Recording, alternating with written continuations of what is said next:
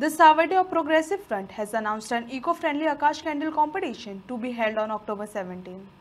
Organizers have appealed to residents to participate in the large numbers and promote the spirit of creativity and environmental awareness through the event.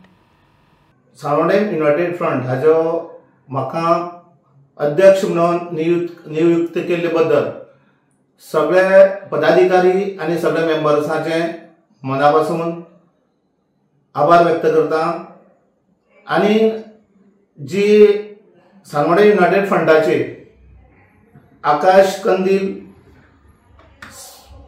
स्पर्धा आयोजित करपाची आसा।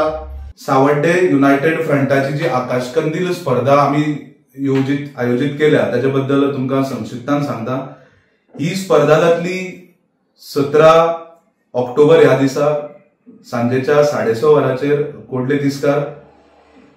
ह्या स्पर्धेचे पहिले prize जावन आसा 7,000, दुसरे प्राइज जावन आसा 5,000 रुपया, तिसरे प्राइज 3,000 आणि भरघोस अशी 10 कन्सोलेशन प्राइज 1,000चे आम्ही स्पर्धेक इनामा म्हणून दवरल्या।